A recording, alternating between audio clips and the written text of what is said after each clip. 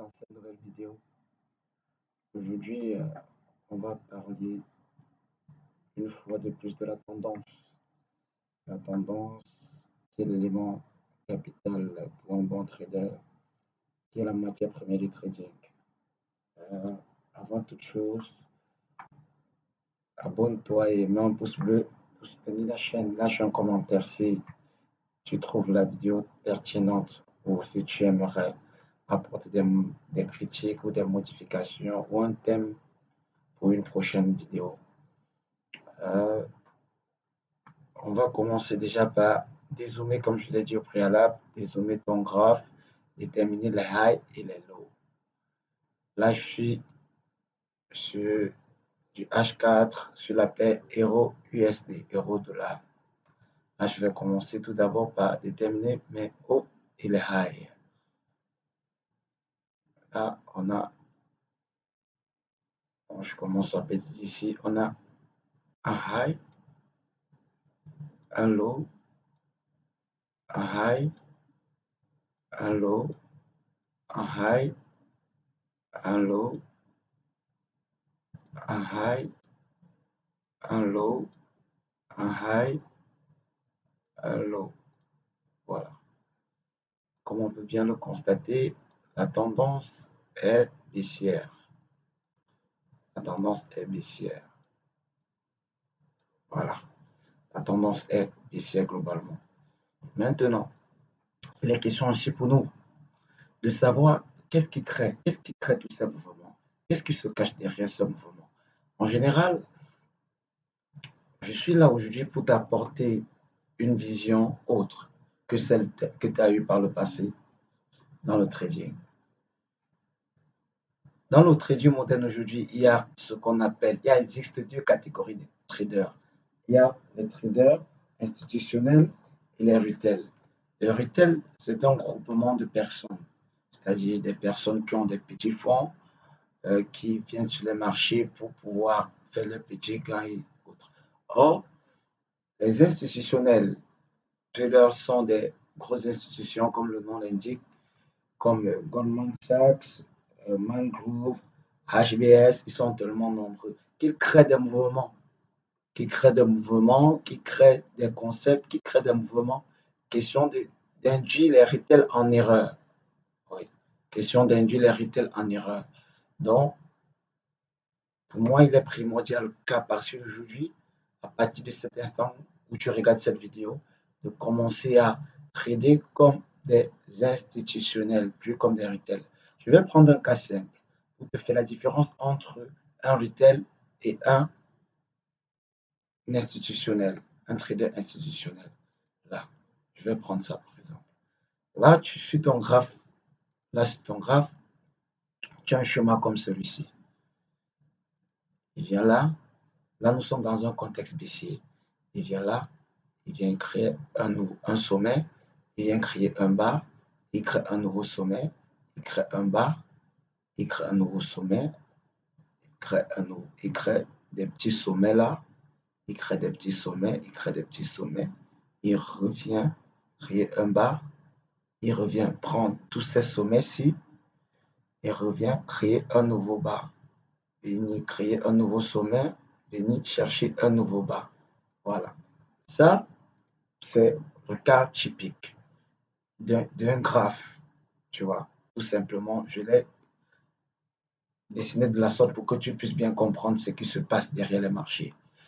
Je vais t'apprendre comment interpréter les choses de façon institutionnelle et de manière, de la façon des traders institutionnels et de la manière dont les retail interprètent la chose. Un trader retail prendra cette zone-ci, cette zone. Un trader retail prendra cette zone comme étant, là, ça ne sort pas bien, il prendra cette zone. Voilà. Il prendra cette zone comme un niveau de résistance majeur. Tu vois, il viendra, il dira, le marché est venu là, ça fait une touche, deux touches, trois touches. Il est fort probable qu'il vienne faire un quatrième touche là pour aller chercher de nouveaux bas, tu vois. Et il va se mettre à prendre des positions à ce niveau. Il va se mettre à prendre des positions à ce niveau. Tac. Il va prendre une position là. Peut-être question de venir placer son stop loss là à ce niveau. Là, on a un SL à ce niveau. On a un stop loss à ce niveau. Mais qu'est-ce que l'institutionnel va faire? L'institutionnel va venir le sortir à ce niveau. L'institutionnel va venir le sortir là. Tu vois? Il va venir, il va venir le sortir là. Il vient prendre son stop là, son stop loss à ce niveau. Bam, il est sorti. Maintenant, toi, trader novice qui ne s'y connaît pas dans la manière de trader de façon institutionnelle et autre, tu vas prendre ça comme un coup de massue, comme si tu avais un problème avec un broker particulier ou comme si le marché avait des rancœurs contre toi. Non, chose qui n'est pas normale. Chose qui, le marché ne te connaît pas. Personne ne te connaît sur ces marchés. Personne. Tu as juste en face de toi ton graphe et ta connexion et tout, et ton petit capital. Tu vois, personne ne te connaît. Donc, il n'a aucune raison de venir te sortir là ou quoi que ce soit. Mais ils peuvent te sortir au cas où ils sentent que tu es exposé. Oui, si tu es exposé, ils peuvent venir prendre des liquidités là et te prendre.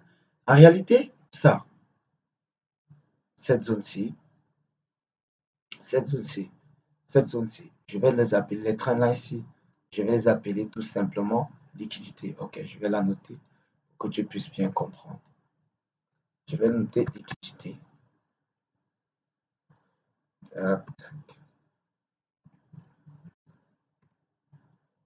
Voilà. Je vais noter liquidité. Là.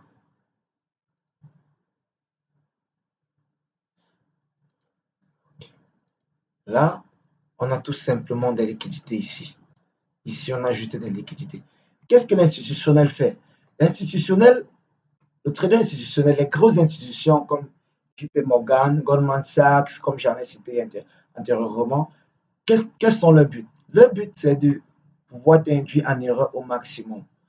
T'induire en erreur au maximum. C'est-à-dire, ils viennent là, ils créent tous ces niveaux de résistance, toutes ces lignes-là, que tu vas prendre ça comme étant des niveaux puissants de support, de résistance, je vais dire. Puisque nous sommes dans un contexte de baissier, ils vont prendre ça comme un niveau puissant de support, tu vois, de résistance. Et l'induit a venir déclencher ton trade là, déclencher sur le prochain sommet, ainsi de suite. Maintenant, quand ils auront créé un maximum de liquidité là, ils vont venir péter la zone pour venir chercher ce sommet-ci. Voici, venir chercher ce sommet. Excuse-moi si je griffonne un peu, mais c'est pour que tu aies une vision un peu plus poussée de la chose.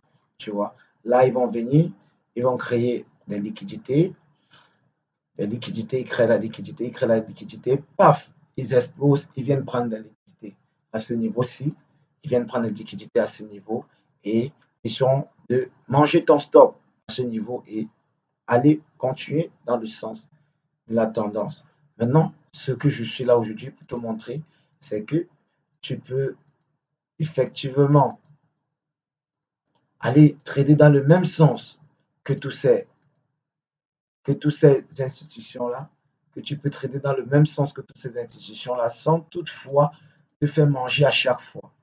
Sans toutefois te faire manger à chaque fois et tout. Et mieux comprendre le fonctionnement, mieux comprendre comment ça fonctionne. Abonne-toi, comme je te l'ai dit tantôt.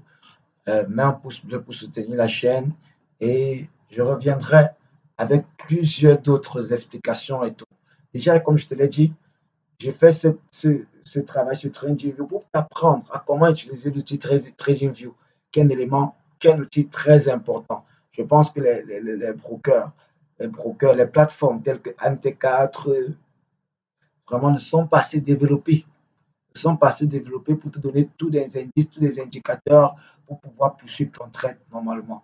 Du coup, en travaillant au fur et à mesure avec toi, je vais te montrer comment utiliser les trendlines sur sur TradingView, comment utiliser l'indicateur pour pouvoir mesurer ton niveau de ratio risque-profit, comment utiliser les textes, comment bien sillonner les liquidités et tout, et autres. Déjà, il est question pour toi d'abord à la base de comprendre ce que c'est que la tendance. Sommet, creux, sommet, creux, sommet, creux, sommet, creux, sommet, creux, ainsi de suite. High, low, high, low, high, low, high, low, high, low. Une tendance baissière se manifeste par des sommets de plus en plus creux et des bas de plus en plus creux. Sommet de plus en plus creux, bas de plus en plus creux. On a juste, tu constates avec moi, tu ne doutes pas une seule seconde que la tendance est baissière. Le marché quitte du haut vers le bas. Tu vois. Ce que tu as fait dans un premier temps, c'est quand tu arrives sur les graphes, des zooms à fond. Des zooms à fond. Déroule juste ta souris, des zooms à fond et détermine des hauts et des bas. Des hauts et des bas. Je vais t'expliquer comment une tendance aussi. Je vais un peu aller plus loin en t'expliquant comment la tendance fonctionne. Elle n'est pas automatique parce que ce ne sont pas des robots. La majeure partie des temps, ces grandes institutions utilisent des robots pour trader, mais la majeure partie des temps sont des êtres humains qui se cachent derrière ces chandeliers japonais que tu peux voir. Ce sont des êtres humains. Du coup, généralement, tu vas voir ça se dessiner. Un high, un low, un high. Il vient, il fait là, il crée des petits mouvements, il crée des petits mouvements, il crée des petits mouvements. Un low, il revient chercher là, un high, il crée des petits mouvements, il crée encore des petits mouvements, un low, ainsi de suite, ainsi de suite. Donc, n'hésite pas à t'abonner, mets un pouce bleu pour soutenir la chaîne, laisse un commentaire s'il y a quelque chose que j'ai dit qui t'a paru pertinent ou qui t'a pas intéressé ou tu aimerais que j'insiste dessus. Lâche un commentaire et je te lirai, je vais te répondre et rendez-vous à la prochaine vidéo. Ciao, ciao mon frère. Je porte-toi bien.